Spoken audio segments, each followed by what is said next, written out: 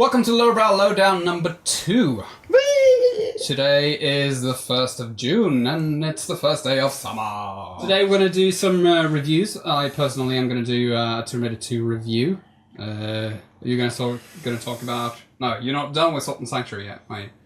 I'm done enough. You're done enough? I'm done enough. I'm not postponing this review any longer. I have the material I need. I'm probably going to talk about Overwatch. Because I've been playing a lot of Overwatch. Oh, me too. Spoiler alert, great fucking game. Another spoiler alert, Lars is not getting with it. I don't know. I don't really know why it doesn't appeal to me. Because I want to try it. But every time I sit down and think, now I'm going to download it and I'm going to install it, I just think, is it the game for me though? I don't know. I think I've just been scared by the time you made me play Dota without any sort of pre-knowledge at all. No, but it's really not the same game. Dota requires an encyclopedic knowledge of like 105 heroes or something. Whereas Overwatch is the same thing, with just 25. No, you just need to know 4 buttons. 22. And you just need to know 4 buttons. It's stupid easy. Okay. Yeah, it's very low. It's very low brow. It's kind of one of those games that it takes you like 10 minutes to learn, but it takes a long time to like master and figure out all the techniques and have a good time. Yeah, because I think I might like it, but then again, I think it's not going to be worth it. And then the same thing happens. Is leveling involved? No. There's absolutely no leveling involved. It's not a MOBA. A good thing. It's not a MOBA. I sort of pictured that the same thing would happen with Overwatch that happens with other games that involve leveling, is that you guys would just level way past me and then have to try to catch up the rest of the month. But nothing it's like that. It's more a competitive shooter game where each game is self-contained. Okay. So more like Dota in that sense, except it doesn't have any RPG elements. What's your favorite hero? Where do I begin? My personal favorite, there are 2 of them. The first one being Roadhog, which is a big fat guy with a chain that you can throw and hook people in. Basically go fish. And the other one would be Soldier 76, because when I play artistic, cartoony games with guns that shoot fish and shit like that, I like to play the guy that most resembles Call of Duty. Guns that shoot fish. No, it's a thing. They don't. It's really not a thing. Nobody's ever shot a fish in that game. They don't exactly use conventional weaponry. Is my point. And here comes Soldier 76, who's just a guy with an assault rifle and a sprint This is skill. Magnus' form of a red herring. Soldier 76 is the most boring hero in all of the game because it's basically just like playing Call of Duty because hey, I have an assault rifle and I can sprint and I have a grenade. Like how every shooter game we default to is just Call of Duty. Do you guys hate Call of Duty as much as I do? I don't. I think Call of Duty is fun. Enjoy Call of Duty. It's just bland. As long as I can play with a couple of friends. It's too saturated, isn't it? Like I'm so fed up with Call of Duty because there's just too much. It was saturated before it started becoming a thing. But I think that's the main thing. That's why I don't like Activision anymore, because Activision has been just publishing too many games of the franchise, like 3 games a year, basically, for every single franchise. That goes for all the big publishers, though. But big publishing houses. They're the main reason I got fed up with like Guitar Hero, because they put out a new Guitar Hero like every month, basically. But that's how Activision and EA and also Ubisoft have been doing all their stuff lately. Yeah. And just now they're starting to go back on that, because Assassin's Creed was taken out of the yearly cycle to be given a rest in their room, right? Yeah, it's bi-yearly. So every 2 years. Bi-yearly? I thought they just said, we're gonna wait because we're not making $9 million anymore, so we gotta wait a second. Well, they got the movie coming out, so you definitely have something in the market. But I think the plan going forward for Assassin's Creed was every 2 years. A release cycle is something you do for software that you use. Like, Excel might have a release cycle because they need to release an update every 6 months or something. I don't know. But a game should just come out when it's ready. Yes, I agree, but the same thing has happened for the last 20 or 30 years at least. Like, you could draw parallels to movie franchises as well. Like, they would want like a new movie to come out every Christmas, because there's no real science behind whether or not it's going to make its money back, unless it's like a surefire franchise, like Assassin's Creed has proven to be, and GTA has proven to be. Call of Duty. Everyone shits on Call of Duty, but everyone also buys it every But there- fucking year. Exactly. You It's say what you everyone, wanna- everyone who buys FIFA every fucking year. Say what you want about Call of Duty, but the games may not bring anything new to the table for each iteration, except for maybe they bring a boost thing or whatever. I don't know, but they're well made. Yeah. They're well balanced. It's the exact same reason everyone goes to see a superhero movie every month. But you enjoy the ride. You're probably for a going to couple get your hours. money's worth. Exactly. But I just find it extremely hilarious that everyone's always complaining about the new Call of Duty, they're all the same, there's like no change at all, and then everyone goes batshit crazy. Batshit crazy. Batshit insane. That's a new thing now. They all go fucking crazy when they released announced the remastered Modern Warfare 1 edition. They're just gonna get the exact same game over again, the thing that they've complained about for years and years and years, and now they're actually doing it. And everyone's like, oh my god, this is the best thing ever. Wow, that's there's a lot of modifications to that. With the what's it called? The newest Call of Duty thing that's coming out next year. It's called Infinite Warfare. Yeah, Infinite Warfare.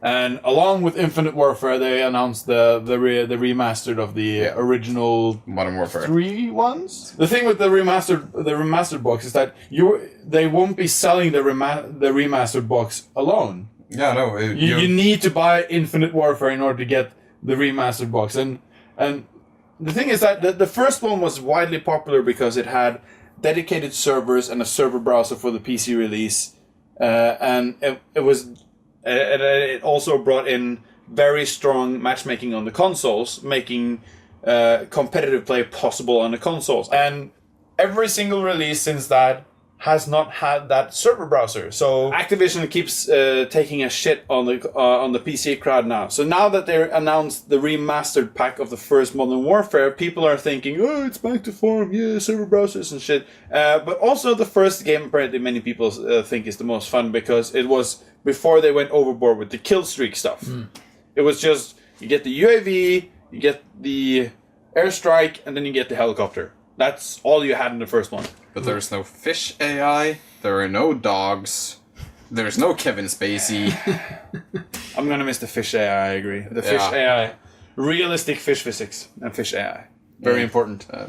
Speaking of fish, don't you wish there were fish in Scrap Mechanic? There should have been fish in Scrap Mechanic. All they had were stupid cucumbers. There's a lot of things we wish there were in Scrap Mechanic.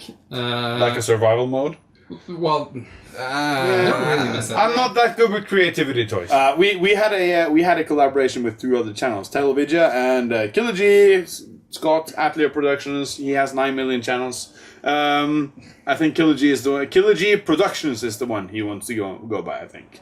I have no idea. Let's just call him Scott. Scott, leave a comment if we're doing it wrong, but you know, He's not Scott. going to watch this because he doesn't like podcasts. So. Oh, okay, yeah. So we can say whatever the fuck we want about him. So he invited us to do a collaboration in Scrap Mechanic, and what did we think about the collaboration in Scrap Mechanic, fellas? I really enjoyed What a leading it. question, Magnus. Yeah, we had piss in our pants fun times with Scrap Mechanic, didn't we? Scrap Mechanic was fucking hilarious. Yeah. I really, really enjoyed it up until the last 10 minutes when my contraption just fell apart into, like, split in half, basically. Yeah, that was kind of sad. Because it would have been, like, the scariest contraption of Doom you would ever see, but unfortunately it's the smallest contraption of Doom instead.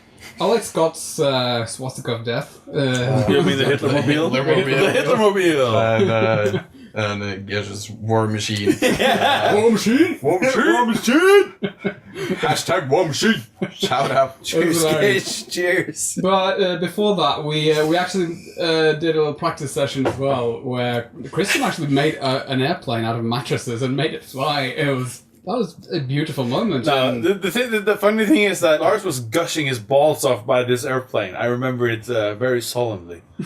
Because my box was shit. I was very, very unhappy with my box. But it was fun. Very fun. The part that wasn't so fun was me losing the first hour of footage that we did. Yeah. That, Ended up being a bit fun though when Yeah. we replaced your... you made it With your funny fantastic in the drawing. edit, but The best drawing ever. but I was like really sad for like 2 days after. I was like, Because I had such a good time, yeah. And you're the one who actually did like the best creation. I did as the well. thing! You did the thing that actually flew. Like, we'll leave a link to that video in the show notes. What do you think of the actual game, though? I find the construction system to be obtuse at some points. What?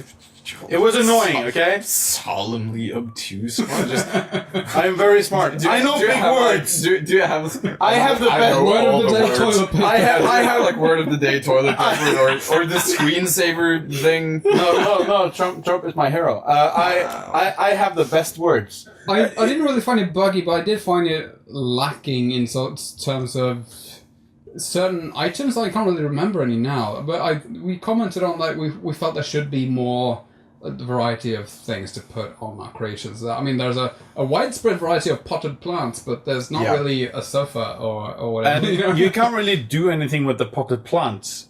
I mean, someone was missing a door, but we figured out that you can actually build a door, so they don't give you like the object that you need. Like, say, the door is a good example. They don't give you a door, but they give you the tools to make a door. Right. And that's probably awesome for creativity toy enthusiasts. Yes, I have the best words. But for a guy like me, I like Ark. We played Ark before we started this channel, and I fucking loved Ark. Mm-hmm. But I like the resource gathering, turning resources into a production chain. Do you think our society should regress back to like a hunter-gatherer type situation? No, and just abolish all currency and economics? If you had Would you played thrive in Ark, such an environment? if you had played Ark as much as I would, you would have seen. Imagine him out in the woods picking berries. Or punching a tree. Punching a tree to make a hut. And then when I get assaulted by a raptor, I would just punch him in the face until he... I said regress back to hunter-gatherer, not like go back in time. Christian, what did you think of Scrap Mechanic? I thought Scrap Mechanic was a lot of fun. There's definitely still a lot of work to be done in the game. But as Magnus pointed out, it's in early access, so I mean, what can you fucking words, dude. What can you expect? Yeah, I have none of them. Speaking of words, we've been typing a lot of words onto our screens last Sunday, or a few Sundays ago, where we started playing Leisure Suit Larry in the land of the lounge lizards. Wow, that was quite the segue. That was a long segue. That's a good segue. Damn, Lars is really trying to rein us in. Well, we're just I'm trying to school you. We're just mouth diarrheaing all over the place. Mouth diarrhea. Don't forget, I have the best words. And let's just rewind for a minute and say we have this show of ours called Sunday Brunch, where we every Sunday play retro games. But we're currently doing a special where we're doing a full playthrough of Leisure Suit Larry 1, which came out in 1987. That's fucking old. And that's 4 years before I was born. And should we talk about why we're doing Leisure Suit Larry 1? Because our technical shit fucked up. Yes, and I was trying to make a point of it in a video, but Lars really didn't want me to talk about it, but now I get to do it. Yeah, because I like to pretend that we actually do things with intent. No, we don't do things. We do things because we're dumb. This is an Elgato Game Capture HD. It's the first of their... They have a set of many. They have... HD60, HD60 Pro. Most producers of anything have several models of their device. Yes, this is true. This one is supposed to be the best one to capture retro stuff with. Obviously, we don't really need this one anymore because I got the HD upscaler now, so we can get HDMI output from all our my consoles anyway. But, so if anyone wants to buy Magnus's Elgato... No, I'm not selling it. I still need a capture card, so I'm not selling it. So the thing that happened is that I've been very happy with the Elgato. It's been... Elgato. Mr. Elgato. No. You need to do Silantro if we're doing Elgato. Elgato. Es me corazón. I like Christian's version much better. Whatever. Because I have no idea what that was. That's Silantro! He sings about the cat and the dog, and about the devil's cheese. Okay, we'll leave a link to that in the show notes. Okay. It's been great to us since we got it. It just worked out of the box, even though the software is shit. So any Elgato enthusiasts? No, any of the guys that work with Elgato here, your software is bad, and you should feel bad. Thing is, it works out. It works great when it works, but if it doesn't work, you need to be very, very, very, very kind to it. You need to do it exactly how it wants things to be done. So you need to first open your software, then you need to plug in your HDMI input into the Elgato, then you need to plug in the USB into the computer, and then you need to pray to your gods and hope everything works. To make a long story short, It didn't work. yeah, Elgato is troublesome at times, and we wish it was better. Yeah. Christian, what do you think unleashes it, Larry? Well, I've never played the first. I think I played the first one that was in 3D. That came out in So, like yeah, 2003 or Leash- something. It's actually not a Leisure. That's like a spin-off of Yeah. the whole franchise. That's the seventh one, right? 7th or 8th, but it's Damn, that's a lot of games. it's the original Larry's nephew who goes to college. And yeah, he's yeah. also- I played that Magna one. cum laude. Yeah. Oh, that one, right? I never played that one. I played that when I was a kid, and that's like the only experiences I have with that game series. So the game is a lot of fun. It might not seem like I'm having a lot of fun in the video because I was tired as shit because Yeah, we've been going at it for like 6 hours trying to Yeah. get shit to work. The first 3 episodes are all recorded in the same evening, and you can tell from Christian's he sort of fades into the background, and then And he starts looking and he at starts his phone. looking at his phone, and then he starts checking my phone. It's because they're getting text messages from me. But anyway, Good times. yeah, Good thing to note about that one is that the humor from Leisure Suit Larry 1 is still spot on. Seriously, It's childish as hell. Yeah, Like, it's- everything is like It's lowbrow as fuck. It really is. It's like the super childish boy version of the old LucasArts games, basically. but it's not childish in the sense it's not fart jokes childish. But It's more almost. It's dick sex jokes. jokes. yeah, but it's dick jokes, but it's not fart jokes childish. It's not like someone farts and you just sit in the corner doing. Yeah, we're still like 3 adult guys sitting around laughing at like stupid pickup lines. No, yeah, I know it's stupid pickup lines, but it's I don't know.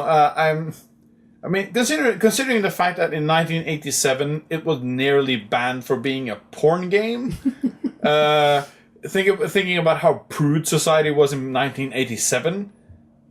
I mean, where was it banned for being a porn? I'm game?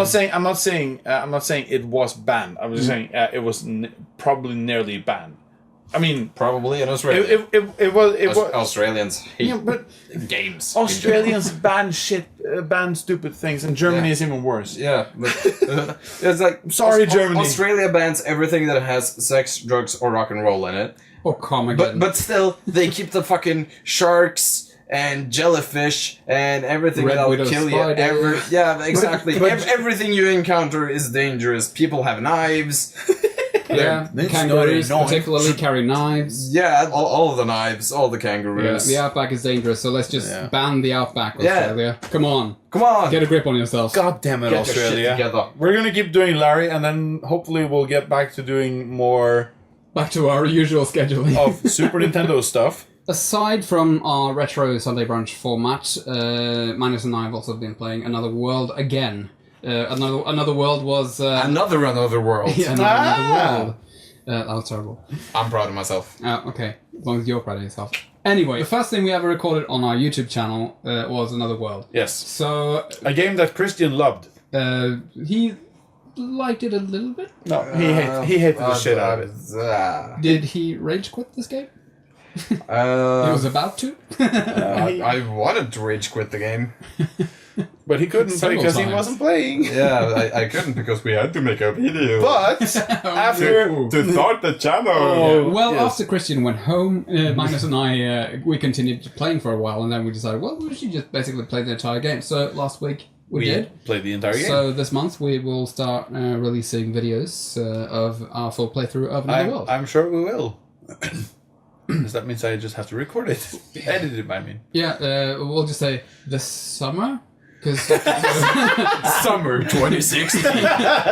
Two men journey to another world. then you have basically until the end of August. No, we'll get it up. We'll get it. I'll try my very best to get it up before the next LowDown. What's next? I'm done with Salt and Sanctuary. Or I'm not done with Salt and Sanctuary, but I can give her a post review now. Be my guest. Yes. Or be my host. However you want to view it. Yeah, I played Salt and Sanctuary, but done a full playthrough. It's been released mostly daily since I started doing it about 3 weeks ago. Been some hiccups because I work shifts. Me and Christian work shifts, so it's hard to keep a schedule.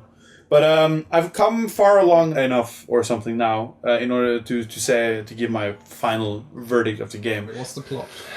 You said the princess from the high tower? Yeah, actually, yes. Yeah. That is the plot. That's the offset of the plot. You are shipwrecked on an island after being attacked by that huge monster in the start called the Unspeakable Deep. All you know is that you need to rescue a princess. And if I say anything more, I'm just going to spoil things. If you're interested in the story. I'm just going out on a limb here, and I'm guessing that you get to a castle, and then there's a mushroom telling you that the princess is in another castle. I'm guessing now that your assumption is accurate, but the mushroom is actually like a giant tentacle monster or something. Well, no. It's not accurate. There are 2 castles. Oh, and spoilers! Actually, there are no other castles. So, thank you, Magnus. I'm not going to play the game now. The layout is different, but the story is very much based around an interpretation of it's based on religion. That's why it's called Sanctuary. Okay. There are several religions or creeds. Is it because you get like salty while playing the game? Or because you're on an island. Yeah, it's got to do with the sea. The sea and the religion part. Those 2 things are very important. Okay. It's very similar to Dark Souls and Bloodborne, for that matter. In the first maybe half hour of the game. But it's infinitely more easy to just pick up and play for maybe half an hour. You get a lot done in that short amount of time. The character creation screen is literally ripped from Dark Souls. You do the exact same thing. You even have the same kind of customization options to pick from. You pick hair color, beard, face, simple stuff, and a class. This sounds like every other RPG ever. Yeah, but it's even more simple. But the big part is that you pick a class that chooses that defines your starting loadout, and you pick a gift or something. Which is a starting item out of a small pool of starting items, and towards the end, you get more advanced movement techniques. I think it's your second or third boss, which comes very quickly. There are a lot of bosses. It's basically a boss rush game, to be honest. And then you get a brand, which is an advanced movement technique. And from this point on, the game diverges and becomes much more similar to Super Metroid. And you explore in the same way. There's only one very big criticism I have. It's not going to stop me from recommending the game. The one big criticism is that it's a 2D platformer, so you have a huge open world that's about this big to explore. Yeah, it's the map you're missing, right? Yes, yeah, exactly. You only ever see this small part right here, and things are interconnected like shit, right? There's a type of woods and there's a type of mire. They both look the same. And there are 2, a castle and a dome. Look the same. And there's a ziggurat, which is a huge place. It looks very much similar to a set of caves, and they all blend in. So it's very hard to get a feel for the area. So in my playthrough, your description reminds me of what I've seen of Bloodborne. There's not really a map in Bloodborne. But there's one big difference. Just gray. But there's one big difference. It's one big difference because Bloodborne is 3D, so it can give you landmarks to navigate by. You cannot do that in a 2D game. In Bloodborne, sure, everything is dark.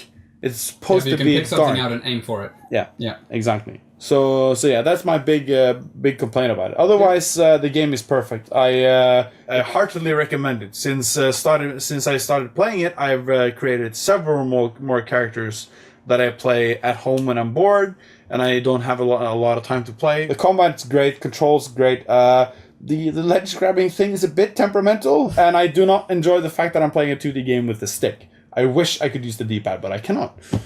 At least not in the PlayStation release, which is the one I'm playing for the Let's Play. And one more thing about the actual Let's Play series. I regret going in blind. I really, really regret going in blind. The series should have been done in 30 parts. But I've spent a lot of time just jerking around like an idiot and dying at bosses and shit like that. That's what happens when you go in blind. I know, but in terms of in terms of the practicalities of making a series about it, it's gone on too long for a game. It's a long game, but it's not 30 parts filled with 30-minute episodes long. So yeah. But I almost filled 30 parts of my Let's Play series of Tomb Raider 2. I knew, like, from day one, once you guys suggested that we were going to start a Let's Play channel, I just knew that Tomb Raider 2 was the game that I was going to start playing. And the reason for that is that it was the first game I ever bought. Like, forget, like, kids games or mini games or whatever, like Sierra packet that came with your Aptiva IBM PC or whatever.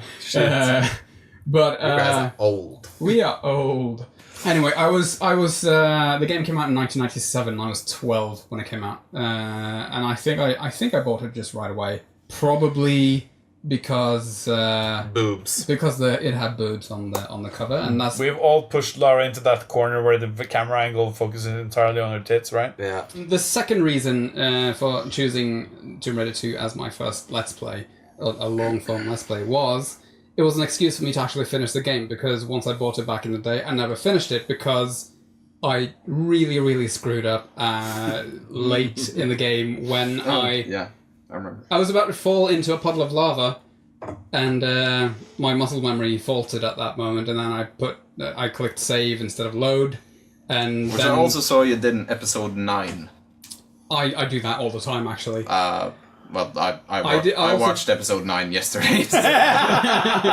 Anyway, it was an excuse for me to finish the game, because once I fucked up that save game, which was my only save game, the idea of just starting over after pretty much probably a year or a year and a half of just trying to plow through a game.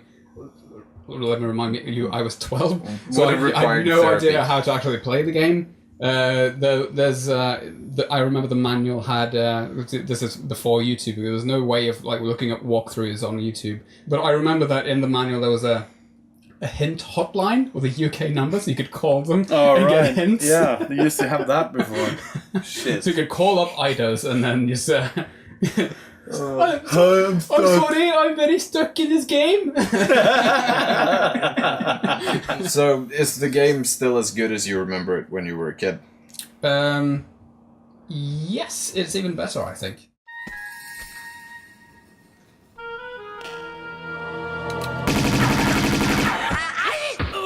They don't make them like they used to, is the first thing that comes to mind once you start playing Tomb Raider 2. First of all, the game from 1997 leaves much to be desired in form of exposition, as you're thrown straight into a gunfight against tigers at the foot of the Great Wall of China, immediately followed by an insane amount of Indiana Jones-style spike traps and rolling boulders, before you can even begin to speculate what the story is. Because, let's face it, the writing here is terrible. Tomb Raider 2 follows the now infamous Lady Lara Croft as she searches for the mythical dagger of Xi'an, which, according to legend, is said to have imbued the Emperor of ancient China with the power of the dragon when he stabbed himself in the heart with it. And if the opening cinematic is anything to judge by, it seems that the meaning is quite literal, with the Emperor stomping around on 4 legs, burning people to death with his fire breath. The thing is, none of this is explained in-game. The word Xi'an is never even mentioned apart from the title of one of the levels towards the end of the game. Secondly, most of the important exposition comes from such heavily accented stereotypes of what game designers in the 90s obviously thought Italian mafia members should sound like, so half the time the information is lost simply because it's hard to understand the words spoken. With Atomica on my keyring. Though not anymore. Nevertheless, Lara murders her way along the trail of mafiosos, led by a cultist named Marco Bartoli, from China to Venice, and then from Venice to Bartoli's Andrea Doria-inspired sunken cruise ship, and then finally to Tibet before finding the artifacts, keys and guns she needs to go back to China, unlock the Temple of Xi'an, and find the dagger before Bartoli does, and before he uses it to stab himself into becoming a dragon. Yeah, told you that story didn't make sense. If you struggle with the brutal opening level, you have the option of going to Croft Manor for some training beforehand, which you might honestly need, because those first levels are a bit tricky. But apart from the rapid escalation of eager trap makers under the Great Wall of China, the early levels are well paced in terms of challenge, and I remember from my childhood that being able to drive a speedboat relatively freely along the channels of Venice was such a revolutionary concept that my preteen brain was barely able to contain the excitement. None of the levels make any sort of real-world sense though. I mean, there's whole apartments solely dedicated to a single button, which in turn opens a gate in a completely different part of the city, which leads to a library where there are no entrances other than windows, and the levers to drain or flood the Venetian canals are all underwater. To put it differently, every level is designed like a maze, and the level of logical thinking, pathfinding and problem solving feels infuriating when you get stuck, because you get stuck a lot. But on the other end, it feels equivalently delicious when you eventually figure it out. I have mixed feelings around these earlier levels, however, and I'm sure that without my nostalgia goggles firmly attached to the bridge of my nose, the Venice levels would feel really dreary. It isn't really until the second half of the game, when Lara reaches a Tibetan monastery, that you really begin seeing the intricate designs of some of the best levels I have ever played in a video game. The craftsmanship, although obviously dated, really shines in terms of texturizing, decor, and atmosphere. And before the end was reached, my jaw literally dropped at the sheer scale of the massive levels towards the end, which must have been insane for the low memory computers to run back then, not to mention the PlayStation 1. The arsenal at Lara's disposal ranges from her signature dual pistols to all sorts of automatic pistols and assault rifles, shotguns, grenade launchers. A lot of the middle section of the game is spent in and underwater, so it feels natural to include a harpoon gun, but the ammunition for it is typically few and far between, and the underwater combat is definitely reminiscent of trying to do a cartwheel in a bathtub. Suffice to say, it's a bit wonky. Overall though, the combat system works really well. The aiming is completely automatic, but if you think that means that there's no skill involved, you are severely mistaken. The battles in Tomb Raider 2 are a dodge fest, and the whole idea is to run, jump, stop, drop and roll while somehow managing to remain facing the enemies so that you can pump them full of lead. Now this sometimes leads to some hilariously clumsy stumbles, but the challenge is superb and a delightful relief from Tomb Raider's contemporary reboot and other games just like it, which handles more like a glorified first-person shooter, albeit over Lara's shoulder. I would actually love for the combat style of Tomb Raider 2 to get a comeback in newer games. Now, speaking of then versus now, I'd like to point out how nice it is to not have QuickTime events. First and foremost, the set pieces involving vehicles come to mind. In addition to the aforementioned speedboat, Tomb Raider 2 lets you drive some snowmobiles through the Tibetan foothills, and there is no doubt in my mind, none, that if this game was made today, these entire levels would be a massively directed sequence where you would have to press X, triangle, and left trigger, and perhaps push the right stick down at some predetermined point for Lara to duck under logs, swerve away from gunmen, and make the jump over the chasm. Tomb Raider 2 uses none of these tricks, and although the presentation becomes anything but fluid, it makes the whole experience your experience. You fell off a cliff? Well, it was your fault for driving too close to it. The feeling of having all the obstacles, vehicles and combat completely in your own control and eventually mastering it without anyone holding your hand beats anything the reboot can offer. Well, perhaps except from the story and the writing. They want the Seraph to unlock a malignant treasure we contain in our monastery in Tibet, since being stolen by imbecile vagabonds centuries ago. Tomb Raider 2 miserably fails the Bechdel test since Lara's the only female in the game, not counting the potential gender of animals or fish, may the rest in peace. The first Tomb Raider games were both praised and criticized for the hard-edged female heroine. It was definitely a revolutionary step away from the male perspective in action-oriented video games, and Lara was seen by many as a positive role model, even as a visual metaphor for sexual empowerment. But on the other hand, many felt her portrayal was objectifying and sexist. But there's no doubt in my mind that Lara as an image is exploitative in nature, and that the cover image of a lady with very short shorts, sunglasses and big guns was surely the reason Tomb Raider 2 was the first this boy ever sacrificed his piggy bank savings for.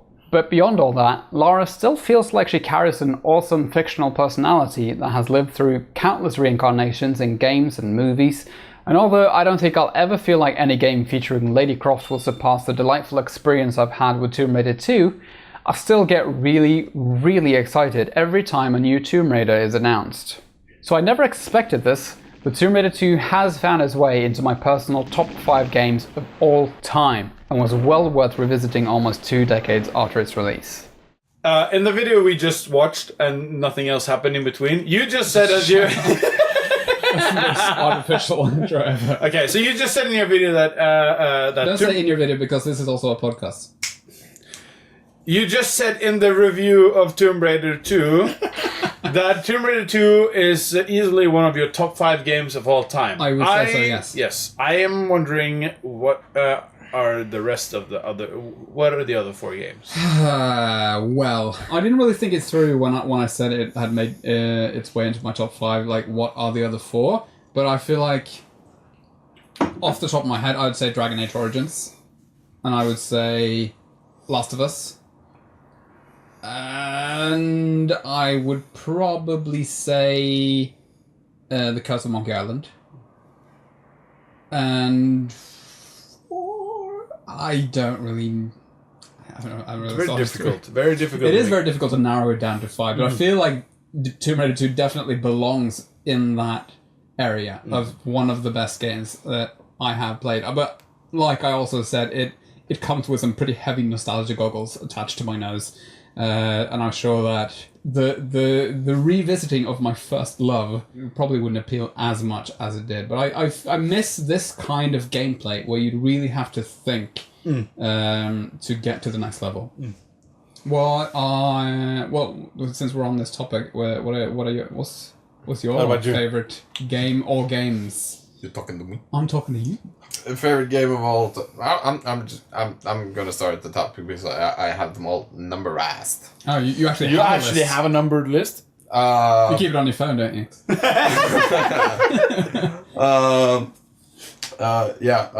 Number 1 game, Jade Empire. Right. It's basically a nice little old republic, but it's based in ancient China. So you got some Eastern mysticism. You start as a student at a kung fu or martial arts school. And shit happens. You're the chosen one. Go figure. Of course you're the chosen one. And shit happens. You get like in all BioWare games, you accumulate party members, and you have conversation trees, and that's basically all I'm gonna say about the game. Yeah. Play it for yourself. What's the 4 other games on your list? Alright, this is gonna take a while. Number 2 is Call of Duty. Modern Warfare. Call of Duty Modern Warfare Remastered Edition. No, it's a lot more well known. It's Fable 1. Oh, beautiful game. Molyneux jerking off in your face. You know what I feel about Molyneux. As we read in that article you sent me the other day, It's a fantastic article. Actually, not a LionHead game originally. LionHead's sub studio. What was it called again? I don't remember. They did a joint venture, and this was an RPG that they already had in the works that LionHead was sort of supporting and then picked up as Fable later on. I didn't read that article. Actually, Molyneux didn't really have anything to do with Fable until the very, very end.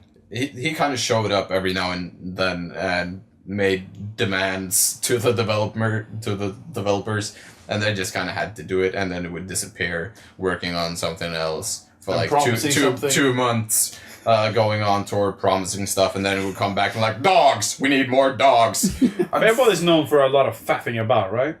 But it's delightful faffing. Yeah, it's delightful faffing because you have that kind of Monty Python, silly, dry British humor kind of thing going on throughout the entire game. And what I really, really appreciated that Fable 1 did that I haven't really seen any other game do is to actually do from childhood, play the entire childhood, then growing up to be a teenager, then playing through the teenage years, then getting into an adult and actually being an old man. Because time actually passes, exactly. and every time you die, you get another scar on your body. Yeah, and the timeline itself feels so massively epic, so it just feels like you're involved in a much deeper story than it actually is. Like you with Tomb Raider 2, I have huge nostalgia goggles on, so I play it every now and again. Number 3! Number 3! How long have we been? We'll edit most of this out. We'll keep it short. Mine was just game titles. Number 3 and 4 are Max Payne 1 and 2. Seriously? What's game number 5? Good question. I thought you had an actual list. Well, I got 4. 4 out of 5. That's not bad, right? Well, that's good enough. Oh, for fuck! Freelancer. What's Freelancer? What's Freelancer? It's one of the couple of games that inspired Elite Dangerous that I know you're playing right now. So it's a space sim. So it's a space sim. It was kind of like a low-key version of EVE Online. Right. It was a lot of fun. Played it for years. Made a lot of friends.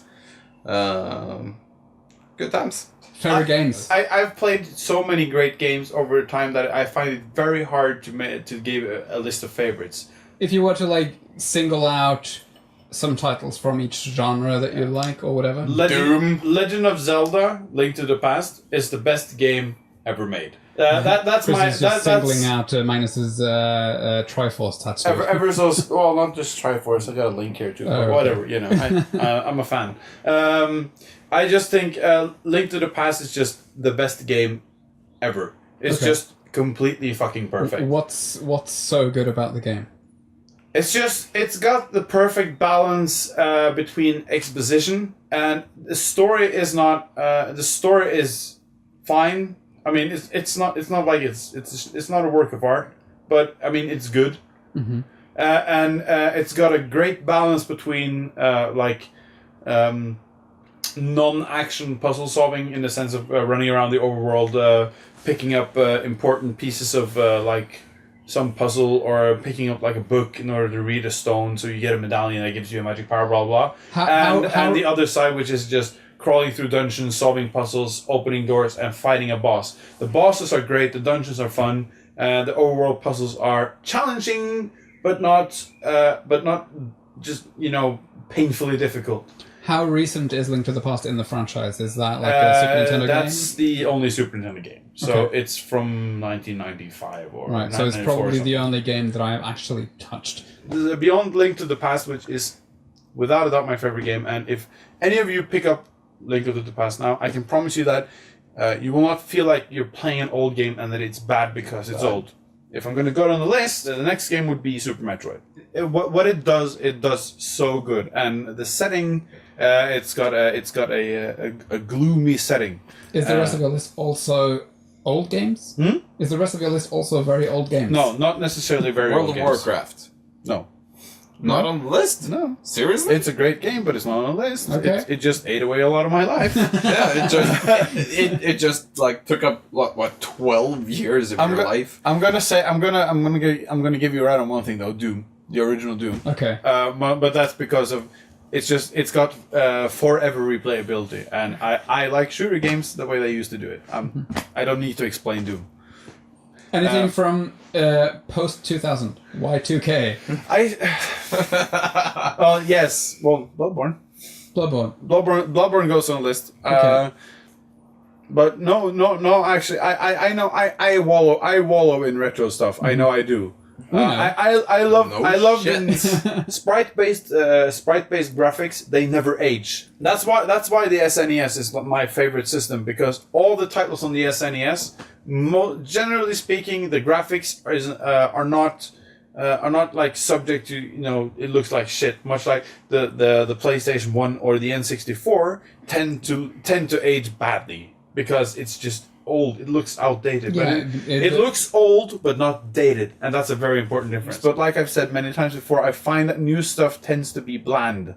But I kind of agree, and I feel Resident Evil, the remake for the GameCube. Okay. That's from 2004. Right. But it did get a re-release. But it's a kind of game that's it's not old in its design choices. Yeah, but that's the thing I sort of felt with playing Tomb Raider 2 again. Also, that they don't make games like they used to anymore. Like AAA games or big titles, that they put so much emphasis on sort of the packaging of it.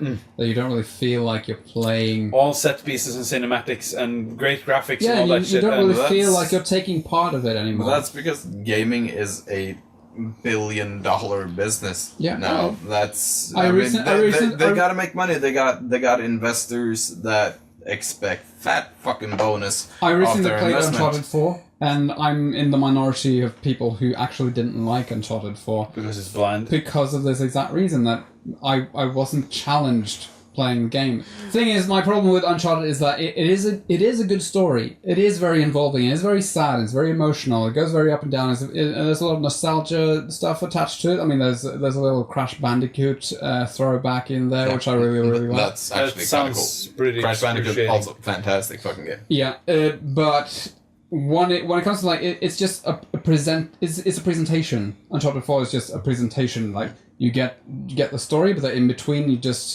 you're not really involved in what you're doing. You shoot a bunch of bad guys, fine. That's not really what I want to focus my attention on. And then when you get to the puzzles are just too easy to begin with.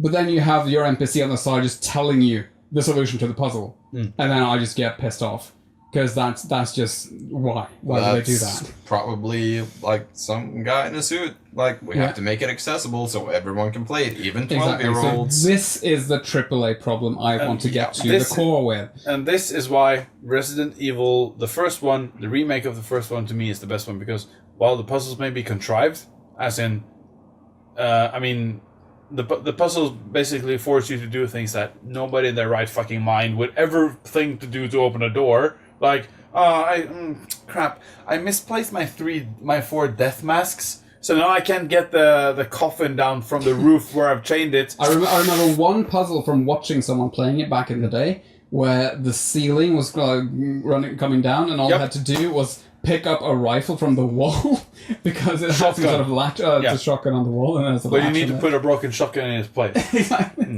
I'm gonna do a let's play of the Resident Evil series. I'm gonna do a let's play of Of Resident Evil course, series. that- I'm gonna start with Resident Evil 0.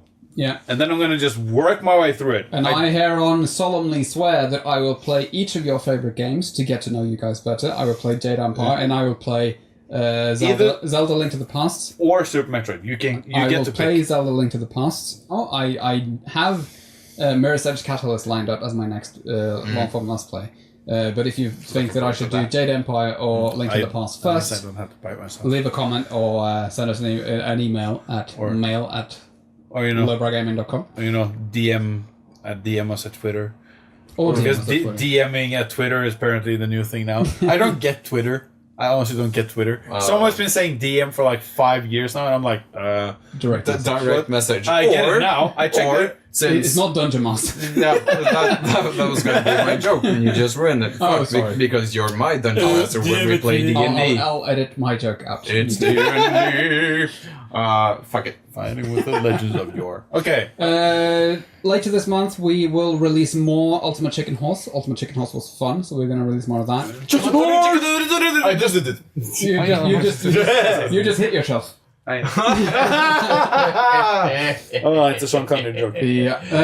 And we are about to do a collaboration with Gage from TeleVidya to play Project Zomboid, which I'm excited to do. Christian is a bit skeptical. I'm excited too. I've only ever I've seen a couple of images, Yeah. pictures, if you will, images. This is gonna The concept of the game is what intrigues me. So we'll This is see going to how be it goes. our first scary game, isn't it? But I don't. It's not scary. Scary. It's not scary. We will try to survive in a isometric Sims world? Sims-looking zombie landscape. I'm looking forward to it. I've had the yeah. game for like a year. Me too, and I've tried it for half an hour, and then I never opened it again. You So are this was about a half an hour more skilled than I am at some point. I've heard the name. I looked at some photos We're going on to record Steam. tomorrow. the words. You have all the good words. Stop I have stealing all the best words. I have Give the us the best fucking words. I have the best words. Before we wrap up, we will do some shout-outs to Drowned Saltless Hero, who's been supporting Magnus's Salt and Sanctuary Let's Play with lots of nice comments. Thanks, David. We will also shout He's out a to real Retro MVP. Hawk, Limit of Londor, MJ, Yuri Moros, and Easy Games for leaving comments on all of our videos and stuff. Thank you for that. Yes, we love interaction. We need more of it. We DM will on also say thank you to Stein Himset for suggesting Ultimate Chicken Horse. Yes. That was a lot of fun. Tell your friends that we're very grateful, please. Great fucking suggestion, dude. So for those of you listening to this podcast, you will find us at youtube.com/lowbrowgaming. For those of you watching on YouTube, you will find us on lowbrowgaming.com/podcasts. You will find us on Twitter and on Facebook. My name is Lars. Just say, repeat after me. I'm a Christian. Magnus. So okay. I need to make my taco now. Can we stop? Yes, we can stop.